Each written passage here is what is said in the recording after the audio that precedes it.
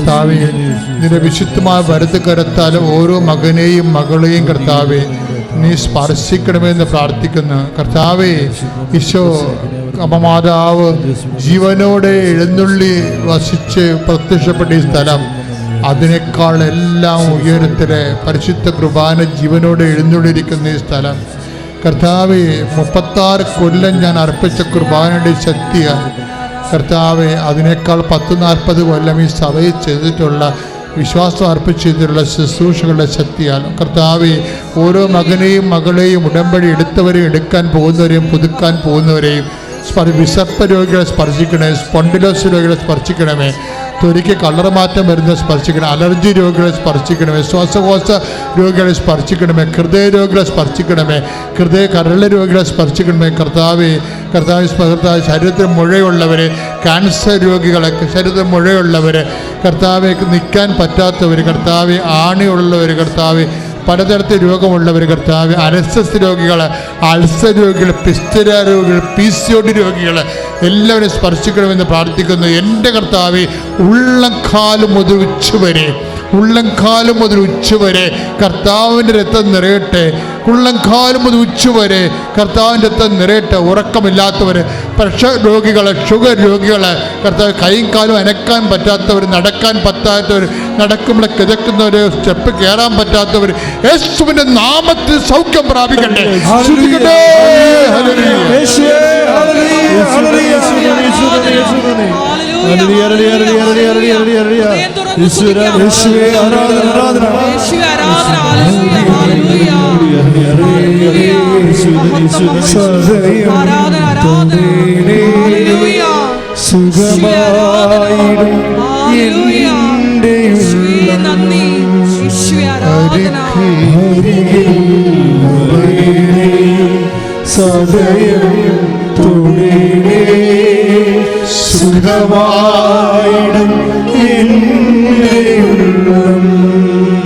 പരിശുദ്ധ പരമ ദിവ്യകാരുണ്യത്തിന്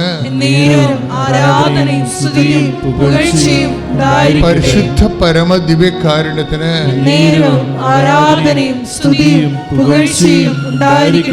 മക്കളെ, അപൂർവ രോഗങ്ങളുള്ളവരെ കൈപൊക്കുക.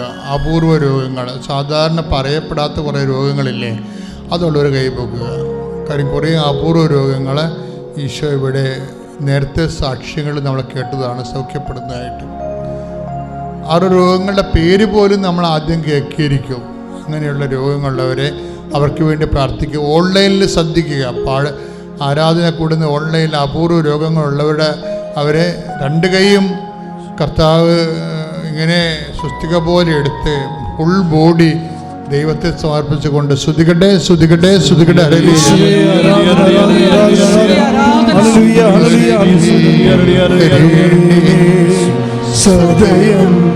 നിന്റെ കർത്താവേ, നിന്റെ ഉന്നതമായ നാമത്തിന് സ്തോത്രം ചെയ്യുന്ന കർത്താവേ, നിന്റെ ആണിപ്പെടുത്താറുന്ന അത്ഭുതകരം വിജു കർത്താവ് അങ്ങയുടെ തിരുസന്നിധി വെക്കണ പ്രാർത്ഥിക്കുന്നു. എൻ്റെ കർത്താവിന് ഉന്നതമായ നാമത്തിൽ സഭയുടെ അധികാരത്തിൽ പുരുഷന്റെ അടയാളത്തിൽ ദൈവത്തിന്റെ ശക്തിയാൽ മാരക രോഗങ്ങള്, തീരാവേദികള് യേശുവിന്റെ നാമത്തില് മാറിപ്പോകട്ടെ. ശ്രദ്ധിക്കട്ടെ.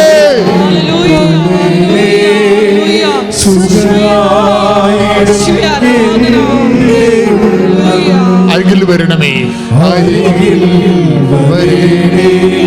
സദയത്തോടെ സുഖമായിരം എൻ്റെ ഉള്ളം.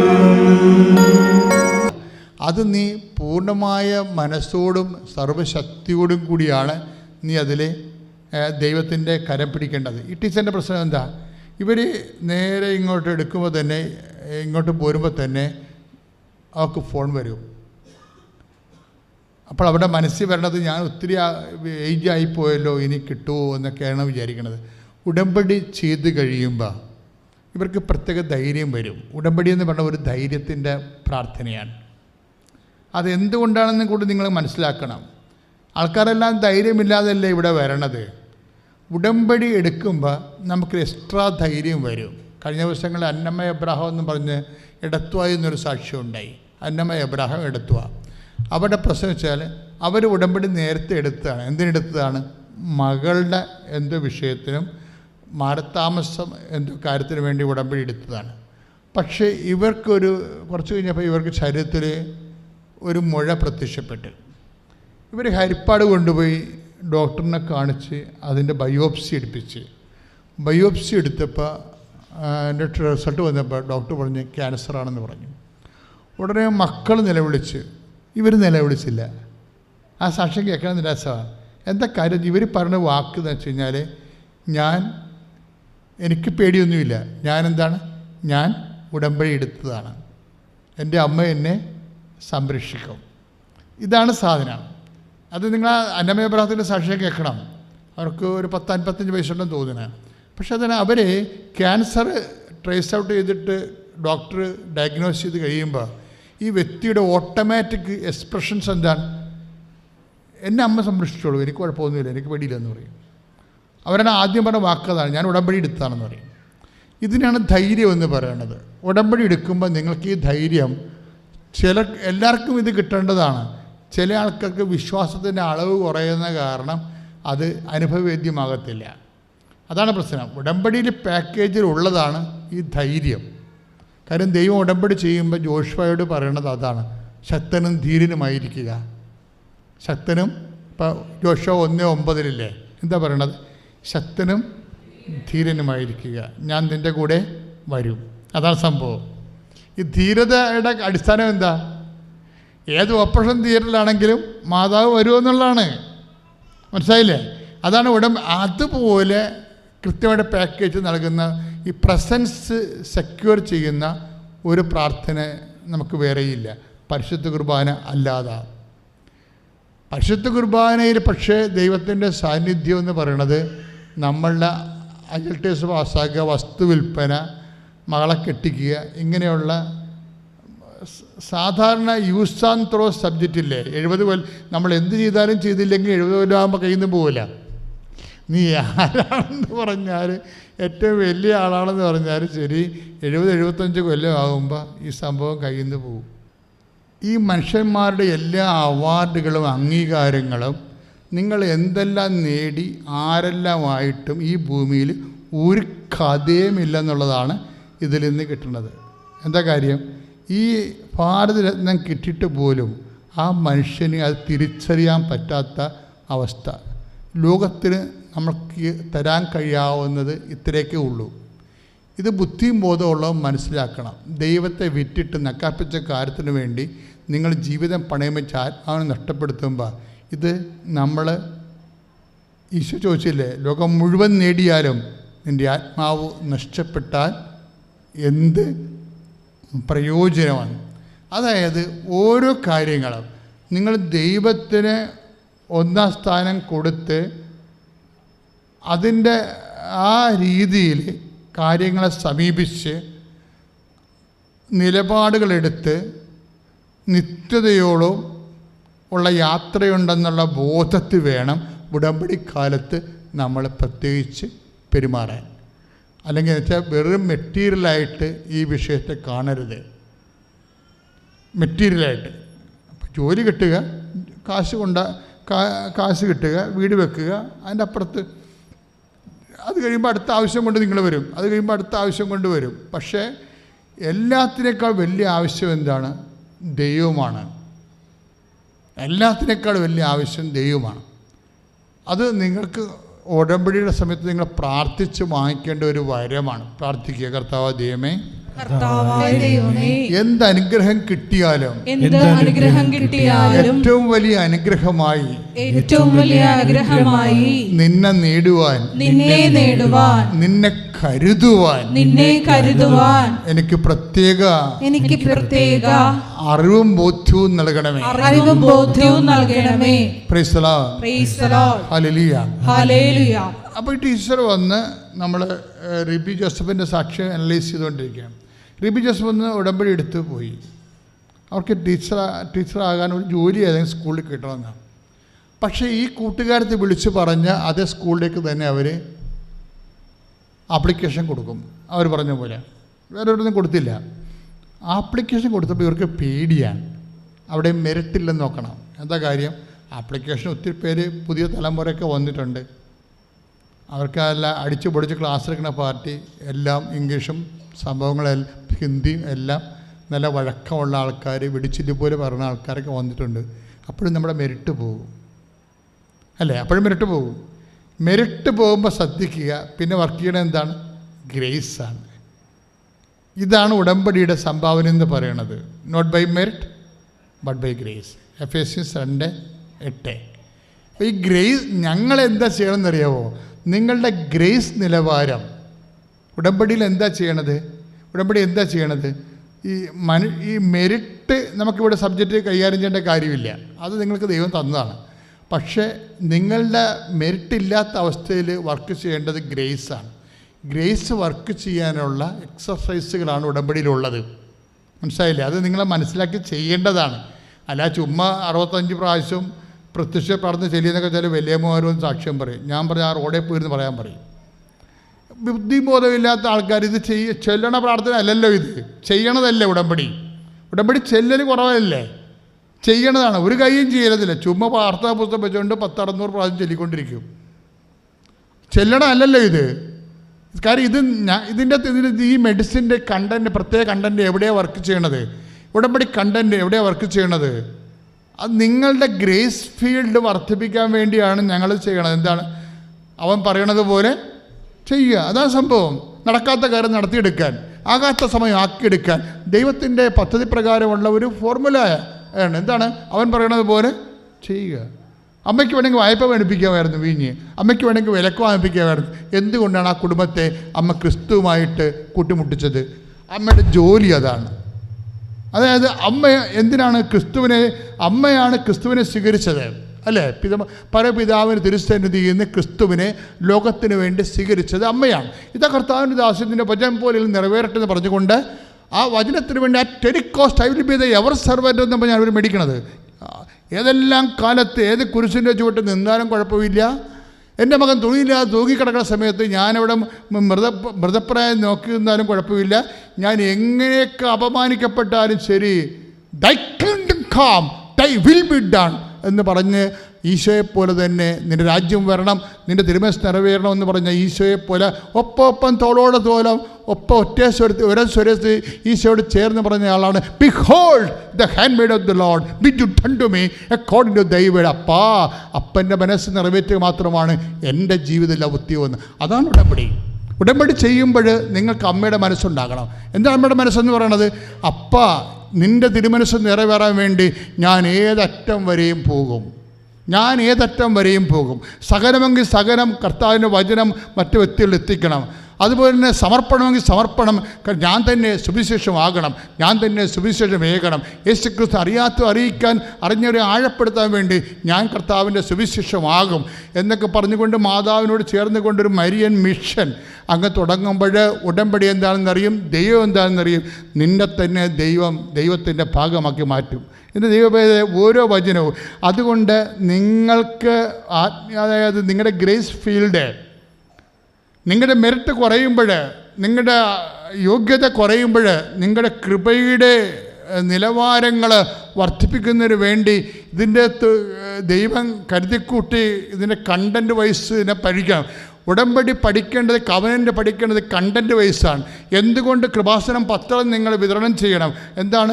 എന്നെ കർത്താവിനെ അറിയാത്തവരെ അറിയിക്കുക, അറിഞ്ഞവരെ ആഴപ്പെടുത്തുക. ലോകം മുഴുവൻ പോയി എല്ലാ സൃഷ്ടികളോടും സുവിശേഷം പ്രസംഗിക്കുക എന്ന് വെച്ച് കഴിഞ്ഞാൽ, പ്രസംഗിക്കാൻ പാടാണെങ്കിൽ നമ്മൾ അവർക്ക് എഴുതിയ പ്രസംഗം കൊടുക്കും. കൃപാസനം പത്രം എഴുതിയ പ്രസംഗങ്ങളാണ്. കർത്താവ് ഇതുപോലെ ഇപ്പം സംസാരിച്ചുകൊണ്ടിരിക്കുകയല്ലേ. ഞാൻ വല്ലതും പഠിച്ചിട്ടാണ് ഇവിടെ വന്നിരിക്കണേ. ഞാൻ ചില കാര്യങ്ങളൊക്കെ ഞാൻ കർത്താവിനോട് ആലോചന ചെയ്യും, പ്രാർത്ഥിക്കും, ചില വചനത്തെക്കുറിച്ച് പഠിക്കും, പിന്നെ ഇവിടെ വന്ന് നിൽക്കും, ബാക്കി കർത്താവ് പറയും. അങ്ങനെ കർത്താവ് പറഞ്ഞ കാര്യങ്ങളാണ് കൃപാസനം പത്രത്തിലുള്ളത്. അതാണ് നിങ്ങൾ പ്രാർത്ഥിച്ച് ഓരോരുത്തർ പ്രാർത്ഥിക്കുമ്പോൾ പ്രാർത്ഥിച്ച് കൊടുക്കുകയാണ്. നിങ്ങൾ എന്ത് പറയണം? കർത്താവേ, എന്നെ എനിക്ക് പ്രസംഗിക്കാൻ ചാതുര്യമില്ല, പക്ഷേ പൗലോസ് അപ്പോസ്തലനെ പോലെ പൗലോസ് അപ്പോസ്തലൻ പ്രസംഗിക്കാൻ ചാതുര്യമില്ലായിരുന്നു. അപ്പം നമ്മൾക്കത് ചാതുര്യക്കുറവ് ഒരു കുഴപ്പമില്ല. പക്ഷേ പൗലോസ് അപ്പോസ്തലൻ എഴുതും, നിങ്ങൾക്ക് എഴുതാനും പറ്റത്തില്ലെങ്കിൽ എഴുതിയ സാധനം നിങ്ങൾക്ക് കയ്യിൽ തരും. ഉടമ്പടിയുടെ എന്താണ് ഉടമ്പടി, എന്താണ് ഈശോ, ഉടമ്പടി എടുക്കുമ്പോൾ എന്ത് സംഭവിക്കുന്നു, എത്ര പേർക്ക് എന്തെല്ലാം സംഭവിച്ചു ഈ മാസം.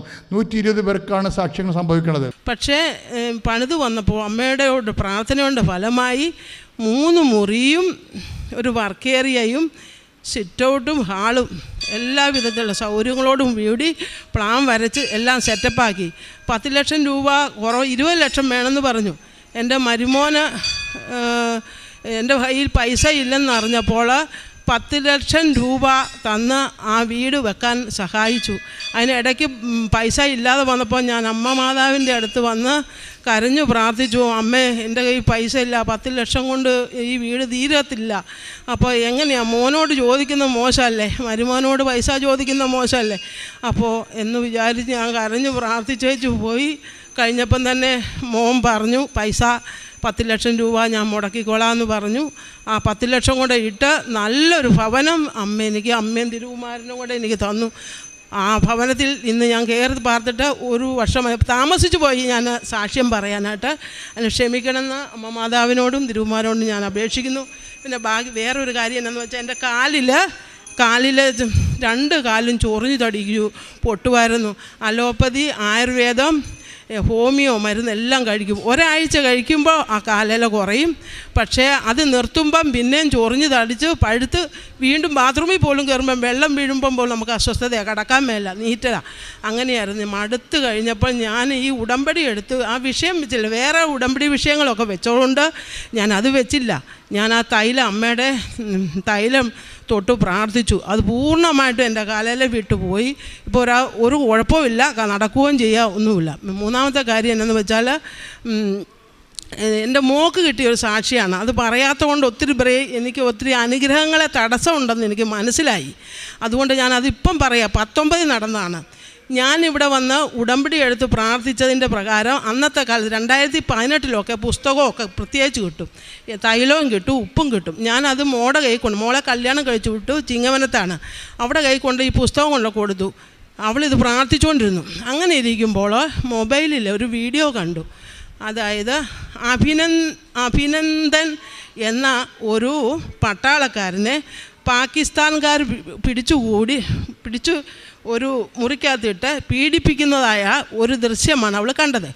അവൾ ഇത് കണ്ടപ്പോൾ അവൾക്ക് ചങ്ക് പൊട്ടി. അവൾ കരഞ്ഞു. കൊച്ചിനെ മോൻ്റെ കയ്യിലോട്ട് കൊടുത്തിട്ട് മുറിക്കകത്തോട്ട് കയറി ഈ തൈലം ഉണ്ടായിരുന്നു. ആ തൈലം കുരിശു വരച്ച് മുട്ടുകുത്തി പ്രത്യക്ഷീകരണ പ്രാർത്ഥന ചൊല്ലി. അമ്മയ്ക്കെല്ലാം അറിയുന്ന മാതാവാണല്ലോ. ആ കുട്ടിക്ക്, അതായത് ആ അഭിനന്ദൻ എന്ന മകന് ഒരു കുടുംബമുണ്ട്, കുട്ടികളുണ്ട്. അവർ വിഷമിക്കും. അമ്മയ്ക്കെല്ലാം അറിയാം. അമ്മ എത്രയും വേഗം ആ മകൻ്റെ അടുത്ത് പോയി ആ ബന്ധിച്ചിരിക്കുന്ന മകനെ വിട്ടഴിച്ച് അവർക്ക് നല്ലൊരു ജീവിതം കൊടുക്കണേ. എൻ്റെ അമ്മയുടെ അടുത്ത് വരുന്നുണ്ട് കൃപാസനത്തിൽ.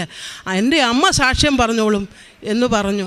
അവൾ കരഞ്ഞു വെളിയിൽ വന്നു. 1 മണിക്കൂർ കഴിഞ്ഞപ്പോൾ എന്നെ വീട്ടിലോട്ട് വിളിച്ചു. അമ്മ, ഞാനൊരു കാര്യം പറയാൻ പോവുക, അമ്മ ഇത് കേൾക്കുമോ? എന്നാ നീ പറ. ഞാൻ പറഞ്ഞു, ഞാൻ ഇങ്ങനെ ഒരു വീഡിയോ കണ്ടമ്മ, എനിക്ക് അപ്പോഴും സങ്കടം വന്നു.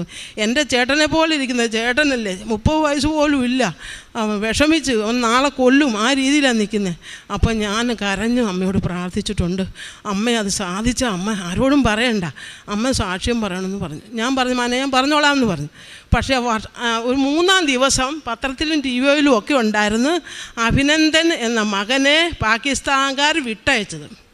അത് കഴിഞ്ഞ് കൊച്ചനോട് പറഞ്ഞു, ഞങ്ങൾ സന്തോഷിച്ചു, നമ്മൾ വേറെ ആരോടും പറഞ്ഞില്ല. പക്ഷേ ഇവിടെ അത് സാക്ഷ്യം പറയാഞ്ഞിട്ടാണെന്ന് എനിക്ക് വ്യക്തമായിട്ടറിയാം. പല ഉടമ്പടി വിഷയങ്ങൾക്ക് ഉത്തരം കിട്ടുന്നില്ല.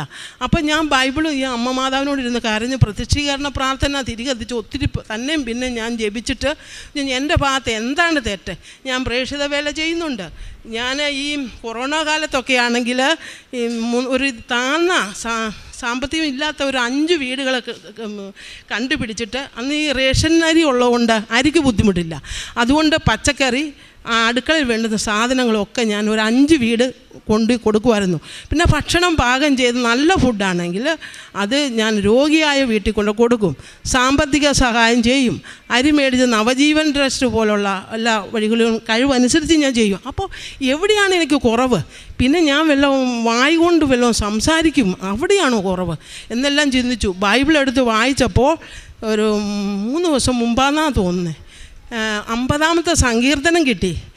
കൃതജ്ഞതയാണ് ബലി, നിൻ്റെ ബലി എന്നുള്ള. അപ്പോൾ അതിൻ്റെ അകത്ത് നമ്മൾ ഉടമ്പടിയെ പറ്റിയും പറയുന്നുണ്ട്. അപ്പം ഞാൻ വലിയ തെറ്റാണ് ദൈവമേ ചെയ്തത്, അതുകൊണ്ട് ഇത് എത്രയും വേഗം പോകാമെന്നും പറഞ്ഞുകൊണ്ട് ഞാൻ മിനിഞ്ഞാന്ന് ഇവിടെ വന്നായിരുന്നു. പറ്റിയില്ല, എഴുതി കൊടുത്തുകൊണ്ട് കിട്ടിയില്ല. ഞാൻ പിന്നെ തിരിച്ചു പോന്നു. ഇന്ന് 2 പേരെയും കൊണ്ട് ഞാൻ വരാനിരുന്ന അവരുടെ കാറിന് എന്തോ പ്രശ്നമുണ്ടെന്ന് പറഞ്ഞു. അവർക്ക് ഉടമ്പടി എടുക്കാനാണ്. കുടുംബപരമായി ഒത്തിരി വിഷമിക്കുന്നവരാണ്. അവരെ കൊണ്ട് ഞാൻ വരാൻ നിന്ന്, അതുകൊണ്ട് ഇന്നലെ വന്നില്ല. നിന്ന് വന്നപ്പോൾ അവർ പറഞ്ഞ് കാർ ശരിയാകുമ്പം പോകാൻ പൊന്നമ്മ ചേച്ചി പൊക്കോന്ന് പറഞ്ഞ് ഞാനൊന്ന് സാക്ഷ്യം പറയാൻ വന്നു. ഒത്തിരി പേരെ ഉടമ്പടി എടുത്തിട്ടുണ്ട്. അതുപോലെ ഒരു കാര്യം ഞാൻ പറയാണ്, ഒരു മാനസികമായി ടെൻഷൻ്റെ ഗുളിക ഒരു 34 വർഷമായിട്ട് കഴിക്കുന്ന ഒരു ചേച്ചിയുണ്ട്. ഞാൻ കുടുംബ വീട്ടിലാണ്, സ്വന്തത്തിലുള്ള. അവർ വിശ്വനാഥൻ, പ്രഗത്ഭനായ ഒരു വിശ്വനാഥൻ ഡോക്ടർ പറഞ്ഞു നിങ്ങൾക്ക് മരണം വരെ ഗുളിക കഴിക്കണമെന്ന് പറഞ്ഞു. അവർ വിഷമിച്ച് ടെൻഷൻ പിടിച്ച് ഓരോ പ്രശ്നങ്ങളും. 4 മക്കളുണ്ട്, ആൺമക്കൾ. മരുമക്കളൊന്നും നോക്കത്തില്ല, നല്ല വാക്ക് പറയല്ല, കണ്ണീരും ഒക്കെയായി. ഒരു ദിവസം വീട്ടിൽ നിന്ന് ഇറങ്ങി ഇളയ മകൻ അടിക്കാനായിട്ട് ചൂരലുമായിട്ട് ഓടി പുറകെ വന്നു കഴിഞ്ഞപ്പോൾ അപ്പം ഫോൺ വിളിച്ചു, എടി റെയിൽവേ ക്ലോസാണ്, ഞാൻ ഇപ്പം എടുത്ത് ചാടും, മരിക്കും. ഞാൻ പറഞ്ഞു ആത്മാവിനെ കളയരുത്, നിങ്ങളുടെ ആത്മാവ് പോയാൽ നിനക്ക് ഒരു പ്രയോജനവുമില്ല. ബൈബിളിൻ്റെ വചനങ്ങളൊക്കെ ഞാൻ എഴുതി കൊടുത്ത് 91-ാം സങ്കീർത്തനം ഞാൻ ഫോണിൽ കൂടെ പറഞ്ഞു കൊടുക്കും. കിട്ടുന്ന വചനങ്ങളെല്ലാം ഫോൺ വിളിച്ച് 1 വർഷം കൊണ്ട് അവരെ നവീകരിച്ച് കൃപാസനത്തിൽ കൊണ്ടുവന്ന് ഉടമ്പടി എടുത്ത് ഇപ്പോൾ നല്ല മോളായി ഇവിടെ വന്ന് സാക്ഷ്യം പറഞ്ഞിട്ടുണ്ട്. അങ്ങനെ ഒത്തിരി കുടുംബങ്ങളെ എനിക്ക് ചെയ്യാവുന്ന ഒക്കെ ഞാൻ ചെയ്യും. അത് തന്നെ ഞാൻ നേഴ്സിംഗ് അസിസ്റ്റൻ്റായിട്ട് പെൻഷനായി. അപ്പോൾ ഡ്രസ്സിങ്ങിന് ഇരിക്കുമ്പോഴത്തേക്ക് ഒത്തിരി പിള്ളേർ ഡ്രസ്സ് ചെയ്യാൻ വരും. അപ്പോൾ ഇവരെ ഞാൻ നോക്കും. ഇവരുടെ അവസ്ഥ കാണുമ്പോൾ നമുക്ക് സാഹചര്യം മനസ്സിലാകും, സംസാരിക്കും. അപ്പോൾ അവിടെ കുടുംബ അന്തരീക്ഷം, നിങ്ങൾ പ്രാർത്ഥിക്കുമോ? കുടുംബ പ്രാർത്ഥന ഇല്ല, അങ്ങനെയാണ് നിങ്ങൾ കത്തോലിക്ക. പക്ഷേ പ്രാർത്ഥനയൊക്കെ കുറവുള്ളവരോട് ഞാൻ പ്രാർത്ഥന പറഞ്ഞു കൊടുക്കും. ഈ യെശയ്യാ പ്രവാചകത്തിൻ്റെ 45-ാം അധ്യായം 3-ാം വചനം, ഞാൻ നിനക്ക് മുമ്പേ പോയി മലകൾ നിരപ്പാക്കി പിച്ചളവാതിൽ തറക്ക് ഇരുമ്പോടാമ്പൽ ഒടിക്കുകയും ചെയ്യും, നിന്നെ പേര് ചൊല്ലി വിളിക്കുന്ന ഇസ്രായേലിൻ്റെ ദൈവമായ കർത്താവ് ഞാനാണെന്ന് നീ അറിയേണ്ടതിന് അന്ധകാരത്തിലെ നിധികളും രഹസ്യ ധനശേഖരണവും ഞാൻ നിനക്ക് തരും. ഈ വചനം വരുന്ന പേഷ്യൻറ്റിനെല്ലാം വിഷമിക്കുന്ന പല പ്രശ്നങ്ങളുള്ള അവരോട് ഞാൻ എഴുതി കൊടുത്തുകൊണ്ടിരുന്നു. ഒരാഴ്ച കഴിയുമ്പോൾ ഓരോരുത്തരും പറഞ്ഞു, അയ്യോ ചേച്ചി തന്ന വചനം ഭയങ്കര കേട്ടോ, എനിക്ക് ജോലി കിട്ടി, എൻ്റെ മോൾക്ക് ജോലി കിട്ടി, കുടുംബത്തിൽ എനിക്ക് നല്ലൊരു വീട്ടിൽ പണി കിട്ടി. ഇപ്പം നീ ഏറ്റുമാനൂർ ആശുപത്രി ഈ കഴിഞ്ഞ പ്രാവശ്യം ഞാൻ ചുമ്മാ പ്രഷർ നോക്കാം, പുള്ളിക്കാരന് പ്രഷർ നോക്കാൻ ചെന്നപ്പോൾ അവിടെ ഇരിക്കുക. ചേച്ചി എന്നെ അറിയോ? ഇല്ല. കൊച്ചു എവിടത്തെയുള്ള? അന്നേരം ആ കൊച്ചു പറയാനേ, അയ്യോ കടപ്പളാമരത്ത് വെച്ച് എനിക്ക് വചനം എഴുതി തന്ന ചേച്ചിയല്ലേ, ആ വചനം എങ്ങനെയുണ്ട്? ഭയങ്കരം. ഞാനിപ്പം വീട്ടുവേല ചെയ്തുകൊണ്ടിരുന്ന ഞാനിപ്പോൾ കായത്താസിൽ നല്ല ജോലിയാണ്. അങ്ങനെ വചനം കൊടുത്തവർക്കൊക്കെ. പിന്നെ ഒരു ക്യാൻസർ ഓപ്പറേഷൻ ചെയ്തെന്ന് പറഞ്ഞൊരു സ്ത്രീയാണ് ഞങ്ങളുടെ ചേച്ചിയുടെ ഹോട്ടലിൽ നിൽക്കുന്ന, ഒരു ഡേറ്റ് കൊടുത്തു, ഓപ്പറേഷൻ ചെയ്യണം. ക്യാൻസർ ആനാണ് സാധ്യത. ഞാൻ പെട്ടെന്ന് ഈ വിവരം അറിഞ്ഞു. ഞാൻ ബസ് സ്റ്റാൻഡിലേക്ക് വന്നപ്പോൾ ഈ പെണ്ണ് തൂങ്ങിയിരിക്കുന്നു. അതായത് നാളെ ഓപ്പറേഷൻ അല്ലെങ്കിൽ വിഷമിച്ച രോഗിയാണെന്ന് അറിയുന്ന ആ സ്ത്രീ വളരെ വിഷമിച്ച് വാടി നിൽക്കുമ്പോൾ ഞാൻ അന്നേരം എൻ്റെ ഈ ബുക്ക് കാണും, ബുക്കും പേപ്പറും എടുത്ത് അന്നേരം വചനം എഴുതി കൊടുത്തു. ഇത് നീ ഭക്ഷണം ഗുളിക കഴിക്കുന്ന പോലെ 33 പ്രാവശ്യം രാവിലെയും വൈകുന്നേരം ചെല്ലാൻ പറഞ്ഞു. എൻ്റെ പോലും സഹോദരങ്ങളെ, അത്ഭുതം എന്ന് പറയട്ടെ, അവിടെ ഒപ്പം ഓപ്പറേഷൻ ചെയ്യാൻ 10-30 പേരുണ്ടായിരുന്നു ഈ അസുഖത്തിന്. ഈ വയറിങ്ങനെ പ്രഗ്നൻ്റാന്ന് നോക്കും, മുഴയാണ്. അവിടെ ചെന്ന് നോക്കുമ്പോൾ ഈ കുട്ടിയുടെ മുഴ മാത്രം ലവരൂപത്തിൽ പോയില്ല, അത് ക്യാൻസർ അല്ലാതെ പോയി. അവിടെ ഒപ്പം ഉള്ളവരുടെ എല്ലാം ഓപ്പറേഷൻ ചെയ്ത് ഈ ഊട്രസ് ഇങ്ങനെ ഈ മുഴയായിട്ടിരുന്നെല്ലാം ലാവാരും, അത് ക്യാൻസറുമായി പോയി. അങ്ങനെ അവരിപ്പോൾ ആരോഗ്യത്തോട്. എൻ്റെ പേര് സജന. ഞാൻ തിരുവനന്തപുരം ജില്ലയിൽ മാമ്പള്ളിയിൽ നിന്ന് വരുന്നു. എനിക്ക് കൃപാസന മാതാവിൽ നിന്ന് ലഭിച്ച അനുഗ്രഹങ്ങൾക്ക് നന്ദി പറയാനാണ് ഞാനിവിടെ നിൽക്കുന്നത്. ഞങ്ങൾക്ക് സാമ്പത്തികമായിട്ട് കുറച്ച് ബാധ്യതകളുണ്ടായിരുന്നു. ഒരു 20 ലക്ഷത്തോളം ബാധ്യതകളുള്ളതാണ് എനിക്ക്. അപ്പം ഞങ്ങൾക്കിങ്ങനെ വരുമാന സ്രോതസ്സുകളൊന്നും ഇല്ലാത്തൊരവസ്ഥയായിരുന്നു. ഹസ്ബൻഡിന് കടലിൽ പണിയായിരുന്നു. അപ്പോൾ വേറെ വരുമാനങ്ങളൊന്നുമില്ല. ഇതിൻ്റെ ഇടയ്ക്ക് എനിക്ക് 2 ആൺകുട്ടികളാണുള്ളത്. മൂത്തയാൾ സൈപ്രസിലോട്ട് വിദ്യാഭ്യാസ എഡ്യൂക്കേഷന് വേണ്ടി പോയിരുന്നു. അത് കഴിഞ്ഞിട്ട് 3-ാമത്തെ വർഷം വിസ അടിക്കാനായിട്ട് ഫീസ് അടയ്ക്കാൻ പറ്റിയില്ല. അവിടെ കോവിഡിൻ്റെ പ്രശ്നം കാരണം മോന് പാർട്ട് ടൈം ഒന്നും കിട്ടിയില്ല. ഞങ്ങൾക്കും ഇവിടുന്ന് ക്യാഷ് എത്തിച്ചു കൊടുക്കാനുള്ള ഒരു മാർഗമില്ലായിരുന്നു. അങ്ങനെ മോൻ തിരിച്ച് നാട്ടിലെത്തിയതിന് ശേഷം ഞങ്ങൾ പിന്നെ എല്ലാവരും കൂടെ കഴിഞ്ഞ വർഷം മാർച്ചിൽ ദുബായിലേക്ക് 4 പേരും കൂടെ ഫാമിലിയായിട്ട് ദുബായിലേക്ക് ജോലി അന്വേഷിച്ച് പോയി. ജോലി അന്വേഷിച്ച് പോയിട്ട് ഞങ്ങൾക്ക് 3 മാസത്തെ വിസിറ്റിംഗ് വിസയായിരുന്നു. ഞങ്ങൾക്ക് 4 പേർക്കും ഒരു ജോലി ലഭിച്ചില്ല. എനിക്ക് 1 മാസത്തേക്ക് ഒരു കുഞ്ഞിനെ നോക്കുന്ന ഒരു ജോലി മാത്രം ലഭിച്ചു. അത് 1 മാസത്തേക്ക് മാത്രം. അപ്പോൾ ഞങ്ങൾക്ക് അവിടുത്തെ റൂം റെൻറ്റും ഫുഡിൻ്റെ കാര്യങ്ങൾക്ക് കുറച്ച് ഒരുപാട് ബുദ്ധിമുട്ടുകൾ ഞങ്ങൾ അവിടെ അനുഭവിച്ചു. അപ്പോൾ ഈ അനുഭവം ഇങ്ങനെ ഇരിക്കവേ എൻ്റെ മകൻ സൈപ്രസിലുള്ള അവൻ ഒരു പാർട്ട് ടൈം ജോലി ചെയ്തിരുന്ന ഹോട്ടലിലെ മേഡത്തിനെ വിളിക്കുകയുണ്ടായി.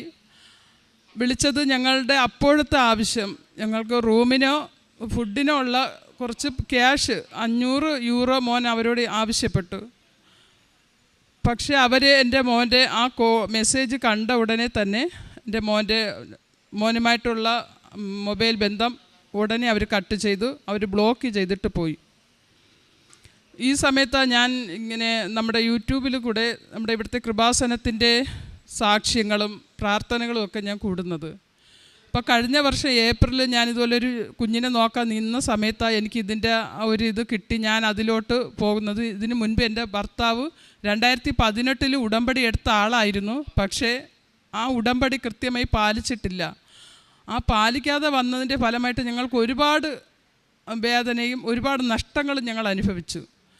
അപ്പോഴും ഞാനിങ്ങനെ ഇരുന്ന് ചിന്തിച്ചു, ഇത് ഇത്രയും ഇവിടെ അത്ഭുതങ്ങൾ നടക്കുന്നു, അപ്പം ഞാനായിട്ട് എന്തിനാ അത്? എനിക്കൊരു വിശ്വാസക്കുറവുണ്ടായിരുന്നു. എന്നെ പലരും പറഞ്ഞു ഇവിടെ വന്ന് ഉടമ്പടി എടുക്ക്, എല്ലാം മാറും. ഞാൻ പറഞ്ഞു എവിടെ ഇരുന്നാലും മാതാവ് വിളി കേൾക്കും, ഇനിയിപ്പോൾ അവിടെ പോയിട്ട് തന്നെ വേണമെന്നുള്ള ഒരു ചിന്തയിൽ ഞാൻ അവരോട് സംസാരിച്ചു. അപ്പം ഞങ്ങൾ ദുബായിലോട്ട് പോകുന്ന സമയത്ത് എൻ്റെ ഹസ്ബൻഡിൻ്റെ അനുജത്തി ഒരു പത്രം തന്നു.